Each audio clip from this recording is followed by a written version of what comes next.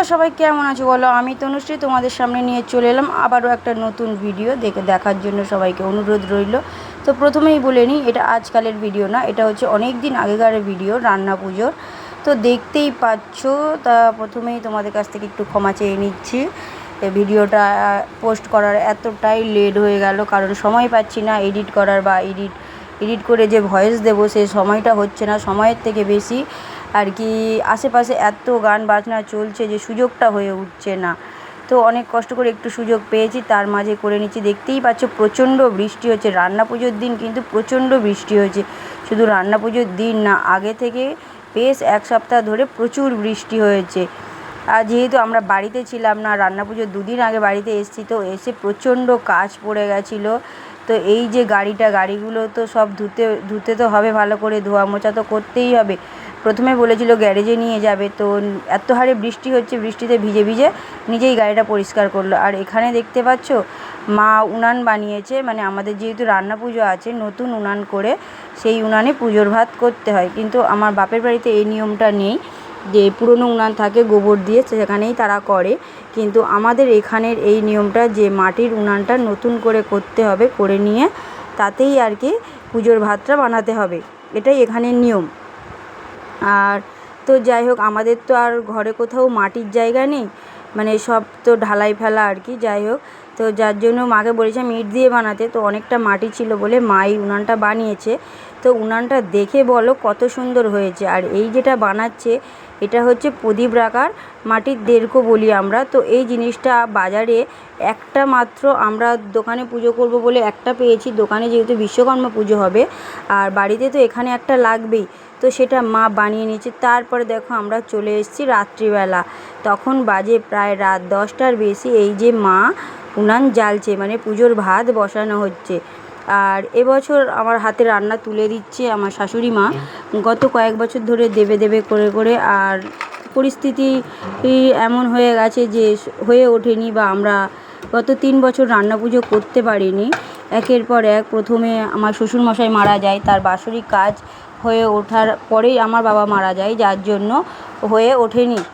তো এবছর একটু জাঁকজমক করে আমাদের রান্না পুজো হচ্ছে, বাড়িতে বেশ কিছু লোকজন আসবে, মানে পুজোর ভাত তো ডাকলেই লোক আসে খেতে। আমাদের এখানে কিন্তু সবার রান্না পুজো নেই, যে যার জন্য ডাকলে লোক আসে। আশেপাশে যে সবার রান্না পুজো আছে তা না।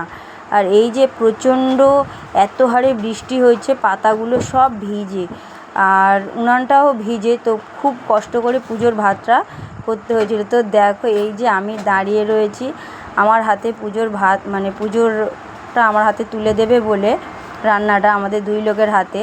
তো এই যে ও ধুতি পরেছি আর আমি শাড়ি পরেছি, নাইটি পরেছিলাম। মা বলছে না নাইটি পরা যাবে না, তুমি একটা নতুন শাড়ি পরে এসো। তো এই শাড়িটা এর আগে একবার পরেছিলাম, তো সেটাই পরে নিয়েছি। একদম নতুন শাড়ি আমার কাছে ছিল না, যার জন্য আমি পরিনি। মা একদম নতুন শাড়ি সায়া ব্লাউজ পরে, প্রতি বছরই দেখি ওনাকে যে উনি একদম নতুন মানে কিনে নিয়ে এসে পরে পুজোর ভাতটা বানায়। তা আমি জিজ্ঞেস করেছিলাম, বলছে উনি ওনার শাশুড়িকে দেখেছে যে নতুন শাড়ি পরে পুজোর ভাত করতো, তাই উনিও সেটা করে। তো যাই হোক, আমার কাছে যেহেতু নতুন ছিল না, তাই একবার, একদমই নতুন না, একবার পরেছিলাম। আর তারপরে কেচে ধুয়ে তোলা ছিল। তারপরে এই যে পুজোর ভাত, এই যে দেখো আমরা 2 লোকে বসেছি, আমাদের 2 জনের হাতে দেবে, কারণ বলা তো যায় না মেয়েদের যে মাসের সমস্যা রয়েছে, তো সেটা যদি কোনো বছর আমার সমস্যা হয়, তো আমার বর কিন্তু পুজোর ভাতটা করতে পারবে, যার জন্য আমার বরও নিয়ে নিল আমার সাথে সাথে রান্নাটা হাতে। তো এই যে এখানে আগুনটা ভালো মতো জ্বলে গেছে, অনেক কষ্ট করে পুজোর ভাতটা উনানে হয়েছে। তো এই যে দেখো মা এবার আমাদের হাতে তুলে দিচ্ছে আগুনটা। তো আমরা 2 লোকে মন থেকে ভক্তি ভরে নিয়ে নিলাম পুজোর, আমরা 2 জনে মন থেকে ভক্তি ভরে নিয়ে নিলাম রান্না পুজোটা। তো এই যে হাতে নিয়ে নিয়েছি যখন, এবার পরের বছর থেকে এই যে দেখো আমাদের 2 জনের হাতে তুলে দিল মা। আগুনটা। আর প্রতি বছর এবার থেকে হয়তো সমস্ত দায়িত্ব আমারই, আমি সবই করি, শুধু মা পুজোর ভাতটা করে, একটু সাহায্য করে, কিন্তু এবারে হয়তো সমস্ত দায়িত্বটা আমার হয়ে যাবে। প্রচণ্ড কষ্ট হয়ে গেছিলো, যাদের রান্না পুজো আছে তারা সবাই জানো যে রান্না পুজো প্রচুর কষ্ট হয় আমাদের, যে শুধু রান্না পুজো তা নয়, এদিকে দোকান পুজো আছে, গাড়ি পুজো আছে, সমস্ত কিছু। আর আমার বর এই যে দেখতে পাচ্ছ সারা রাত পুরো ভোর 5টা বেজে গেছিলো আমার রান্না করতে, প্রচুর কষ্ট হয়েছে। আর সাথে আমার বর কিন্তু অনেকটাই সাহায্য করেছিল। এই যে এদিকে ও একটা গ্যাস নিয়ে বসেছে, এদিকে মাছ চিংড়ি ভাজাভুজি করছে, মা ওদিকে পুজোর ভাতটা করছে, আর মাঝখানে আমিও একটা গ্যাস জেলে পিঠেগুলো বানাচ্ছিলাম। যেহেতু অনেক রকমের ভাজাভুজি ঘন্ট, আর ভালো করে ভিডিও করতে পারিনি, কারণ আমাদের একজন ক্যামেরা ধরার জন্য থাকলে সুবিধা হয়, যেহেতু আমাদের কেউ ছিল না। আর আমরা দুজন যেটুখানি অল্প অল্প করে করতে পেরেছি সেটুখানি তোমাদের সাথে শেয়ার করছি, বেশি কিন্তু ভিডিও আমরা করতে পারিনি, যেটুকুনি পেরেছি। তো এতটাই মানে পরিমাণে কষ্ট হয়ে যায়, এই ক্যামেরা কখন ধরবো কখন কি করব এটা বুঝে উঠতে পারিনি। তো এখানে দেখো পিঠে ভাজার জন্য আমি কড়াই বসিয়েছি, কড়াইতে তেলও দিয়েছি। আর এই যে এখানে আমার পিঠের গোলাটা হয়ে গেছে, একটা একটা পুরো জায়গাটা মানে ঘেরা হয়ে গেছে চারিদিকে। এই যে সবজিগুলো কাটা ছড়াছড়ি, এই যে এদিকে দেখো পুরো এপারের বারান্দাটা, যাওয়া আসার রাস্তাটাই টোটাল বন্ধ হয়ে গেছে। এটা মানে সরিয়ে সরিয়ে যেতে হচ্ছে, ডিঙালে হবে না, পা লাগলে হবে না, এটা পুজোর জিনিস তো, যার জন্য অনেক কিছু অনেক সাবধানে করতে হয়, কথা বলা যাবে না। তো যাই হোক, কথা বললে মুখে থুতু পড়বে। তো পিঠেটা আমি বানাচ্ছি, ওদিকে মা পুজোর ভাতটা করছে। আর প্রচণ্ড গরম ছিল, বিকেলের দিকে একটু বৃষ্টিটা ধরেছিল, কিন্তু ধরলে কি হবে, প্রচণ্ড একটা গরমের চাপ ছিল। তো দেখো আমি এই যে ননস্টিকের কড়াতে পিঠেগুলো ভাজছিলাম, পুরো 1 লিটার তেল ঢেলে দিয়েছি, কিন্তু কড়াটার ডিস্টার্বে আমার পিঠেগুলো প্রথম ভালো হচ্ছিল না। প্রথমে এই কড়াতে আমি 2টো পিঠে বানিয়েছি, প্রথমেই একটা দিয়েছি, আমি শুধু ভাবছি যে ডিস্টার্বটা কিসে আছে, আমি এত সুন্দর করে গোলাটা বানিয়েছি। তো প্রথমবারে এই যে এখানে দিয়েছি, মানে কড়ার সাথে ধরে নিচ্ছে, অথচ কড়াটা ভালো হিট হয়ে গেছিলো। তো যাই হোক, তা মনে একটা সংকোচ আসতে আমি কি করলাম, কড়াটাকে পাল্টে নিলাম। কড়া পাল্টানোর পরে কিন্তু আমার পিঠেগুলো খুব সুন্দরভাবে হয়েছিল। এই যে দেখো কড়াইটা আমি পাল্টে নিয়েছি, ওটা মানে ননস্টিকের কড়া হলে কী হবে, হালকা মানে কম টাকার একটা কড়া যেহেতু, যার জন্য হয়তো কড়ার এটা ভালো না।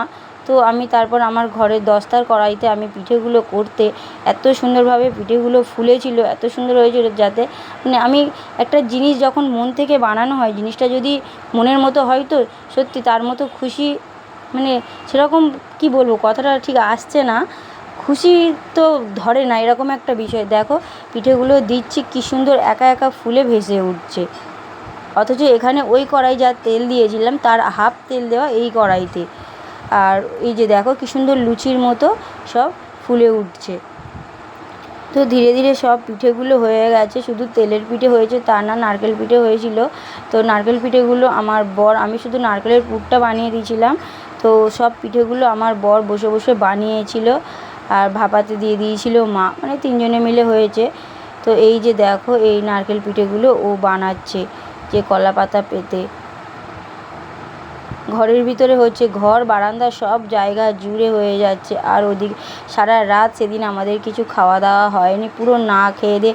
আর একবার যখন নখ ছেনে স্নান করা হয়ে গিয়ে রান্নার কাজে হাত দিয়ে দিচ্ছি, তখন তো আর খাওয়া যায় না, খেতে গেলে আবার নখ ছানতে যেতে হবে, আবার স্নান করতে হবে, কিন্তু অত রাত্রে আর নখ কোথায় ছানতে পারবো, আর কোথায় বা কী করব।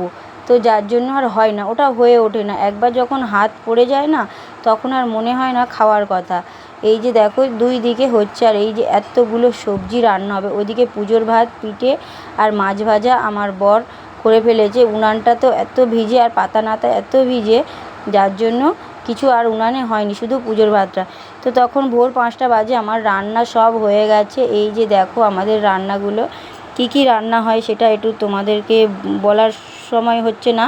তো যাই হোক বন্ধুরা, রান্নাগুলো হয়ে গেছে দেখো।